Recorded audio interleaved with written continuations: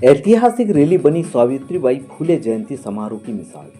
राष्ट्रीय प्रवक्ता हिना कांवरे को सुनने और देखने उमड़ा जन सैलाब। जहां एक और सुश्री हिना कांवरे को पार्टी के प्रति कर्तव्य निष्ठा को देखते हुए कांग्रेस पार्टी के आला कमान के द्वारा मध्य प्रदेश महिला कांग्रेस कमेटी की प्रभारी के पद की जिम्मेदारी से नवाजा गया। वहीं मध्य प्रदेश के भिंड जिले में देश की प्रथम महिला शिक्षिका सावित्रीबाई फुले के ऐतिहासिक जन जयंती समारोह कार्यक्रम में मुख्य अतिथि से सम्मानित भी किया गया। यह कार्यक्रम जिला कांग्रेस कमेटी भिंड के अध्यक्ष मानसिंह लालू कुशवाहा के नेतृत्व में आयोजित किया गया। जयंती समारोह में ऐतिहासिक जन सैलाब दिखाई दिया। वहीं विशाल रैली के साथ कार्यक्रम के मुख्य अतिथि पूर्व विधानसभा उपाध्यक्ष हिना कांवरे का भव्य स्वागत सम्मान किया गया। रैली के साथ नगर भ्रमण करने के बाद मंची कार्यक्रम के माध्यम से हिना कांवरे के द्वारा अपने उद्बोधन में नारी सम्मान और नारी अधिकार की बात कही गई। वहीं हिना कांवरे ने विशाल जन सैलाब में एकता की मिसाल को देखकर कायम रखने की अपील की गई।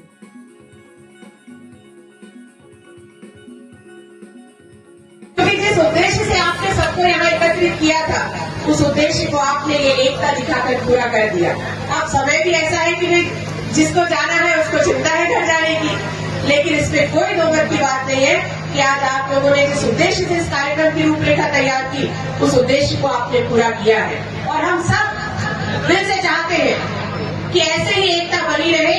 और मुझे विश्वास भी है, क्योंकि आज जब मैं इस रैली में गाड़ी में सामने खड़े होकर चल रही थी, तो मैंने देखा कि चारों तरफ जैसे हमारा देश है, जो हमारा भारत देश है, इस देश की सबसे बड़ी ताकत ये है कि हमारे इस देश में विभिन्न जाति धर्म के लोग रहते हैं। अलग अलग खान पान है, अलग अलग पहनावा है, बोली भाषाएं अलग है, रहन सहन अलग है, सबका तरीका अलग है। इसके बाद भी हम सारे लोग मिलकर इस देश में एकता के साथ बनकर रहते हैं। और आज माता सावित्री फुले जी की जयंती के अवसर पर आपने उस चीज को साकार किया है। मैं देख रही थी कि आपकी जो रैली चल रही थी, जो जन समारोह चल रहा था, सारे लोग एक साथ एक जोश के साथ चल रहे थे। बहुत सारे लोग यहाँ स्वागत करने आए और न केवल एक जाति समाज के, बल्कि आपने हर जाति समाज के लोगों को इसमें समाहित किया। ये इस बात के लिए मैं आपको दिल से धन्यवाद करती हूँ कि हमारे देश की बहुत बड़ी ताकत है। मैं आप सबसे वो जिक्र जरूर करना चाहूंगी। मैं बैठे बैठे भी सोच रही थी कि आप सबके आशीर्वाद से मैं मध्य प्रदेश विधानसभा की उपाध्यक्ष बनी, और आप सबके आशीर्वाद से मुझे अमेरिका सरकार की तरफ से 21 दिन का अमेरिका प्रवास का मौका मिला। वहां जाने का मौका मिला। 21 दिन में अमेरिका रहकर आई। और मैं जब अमेरिका में थी, वहां जब हम लोगों से मिलते थे, तो वहां के लोगों में एक बात जो सारे लोग कहते थे, वो मैं आप लोगों से साझा करना चाहती हूँ। सारे लोग हमसे कहते थे कि भाई अमेरिका तो विकसित राष्ट्र है।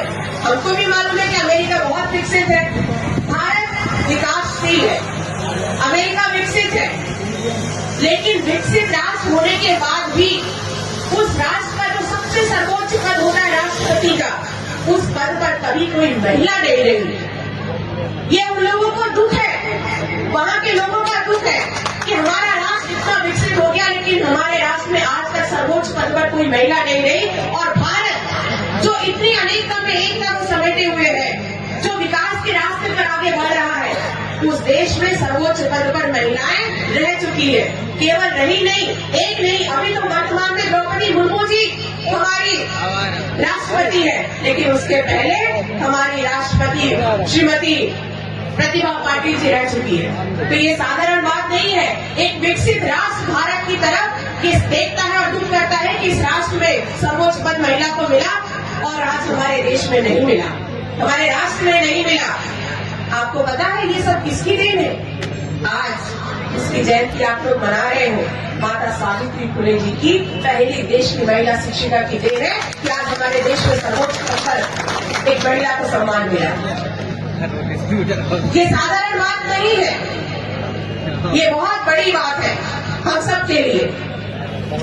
आज आप सब लोगों ने बहुत देर से इंतजार कर रहे हैं। मैं देख रही थी कि किस तरह आप लोगों ने अपने आप को यहाँ पर रोक कर रखा। और ठंडी का मौसम है, मुझे भी बहुत ठंडी लग रही है, लेकिन क्या करें, कुछ बातें ऐसी हैं जो आप लोगों से कहना जरूरी है। आज हमारी महिलाओं को मैं देख रही थी साधु भैया जो जाते जाते भी सुनेगा वो भी घर सुनकर ही जाएगा, जो यहाँ है वो भी काफी है। तो मैं कह रही थी कि हमारी महिलाओं की तरफ मैं देख रही थी, तो आज बहुत दिनों बाद मैंने ग्वालियर चंबल संभाग का बहुत दौरा किया। पहली बार मैंने हमारी महिलाओं को थोड़ा घूंघट उनका इतना हमेशा रहा करता था, अब कम से कम इतना दिखा, सबका चेहरा मुझे दिख रहा है। वाकई में ये बहुत अच्छी बात है, क्योंकि मैंने एक बार एक सभा में कहा था, मुझे जौरा में बुलाया गया, मैं वहां जब गई तो मैंने देखा कि हमारी जितनी महिलाएं आ रही थी मंच पर स्वागत करने, सबका घूंघट बिल्कुल चेहरे तक था। मैं उनको मिलना चाहती थी, देखना चाहती थी, तो मुझे पल्ला उठा के देखना पड़ता था। तो मैंने कहा कि भाई बहुत अच्छा हुआ कि माता सावित्री फुले जी का जन्म इस इलाके में नहीं हुआ, वो महाराष्ट्र में जन्मी। यदि इस इलाके में होता तो शिक्षा से पहले महात्मा ज्योतिबा फुले जी को उनका घूंघट ऊपर लाने में सदियों बीत जाते। लेकिन आप देखो महाराष्ट्र में तो घूंघट पहले से ही ऊपर था, तो ज्योतिबा फुले जी ने सीधे उनको शिक्षा के क्षेत्र में लेकर आ गए। और सबसे बड़ी बात, अभी इस मंच पर यह बात हुई थी कि महिलाएं कम आती है, महिलाएं आना चाहती है।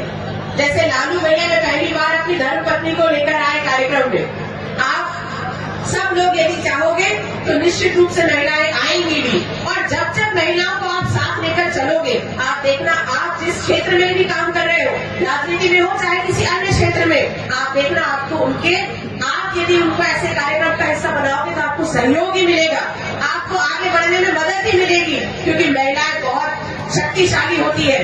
आप कल्पना करो, महिलाएं तो आगे आना चाहती है, लेकिन उसके लिए आप लोगों को मेहनत करनी पड़ेगी।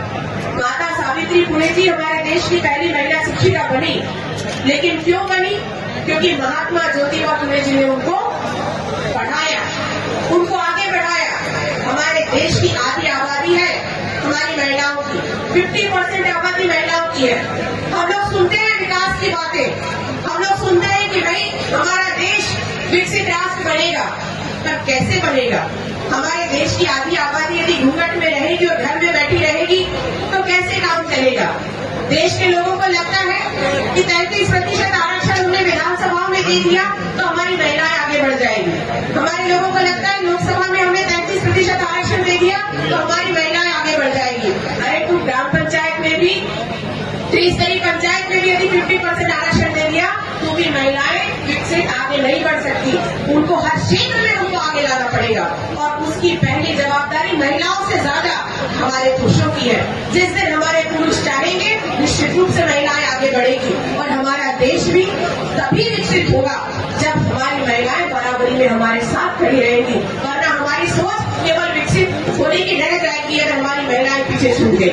मुझे मालूम है कि आप सारे लोग बहुत देर से यहाँ पर देख रहे हैं, लेकिन आज आप लोगों ने ये जो कार्यक्रम किया, मैं इस कार्यक्रम के लिए दिल से बहुत बहुत धन्यवाद करती हूँ। और आप लोगों से एक ही निवेदन करना चाहती हूँ, जिस तरीके से आपने सबको सम्मानित करके ये कार्यक्रम किया है, आज आने वाले दिनों में आपको इसी एकता को बनाए रखने की आवश्यकता है। और मुझे विश्वास है कि जिस तरह से आप लोगों ने शुरुआत की है, आने वाले दिनों में, अभी यहाँ पर राजनीति की बहुत सारी बातें चल, आपको मालूम है कि राजनीति में जो सबसे कठिन दौर अभी चल रहा है वो इस समय ही है।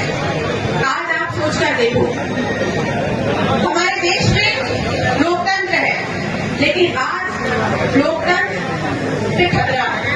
आज लोकतंत्र भी स्वतंत्र नहीं है, और ये कैसे, मैं आपको बता दूं, अगर लोकतंत्र स्वतंत्र होता तो आज हमारे देश के गृह मंत्री अमित शाह जी की इतनी हिम्मत नहीं होती कि वो भरी संसद में डॉक्टर बाबा साहब आम्बेडकर का अपमान करे, वो उनका मजाक बनाए। ये साधारण बात नहीं है, इस बात को गंभीरता से लेना, क्योंकि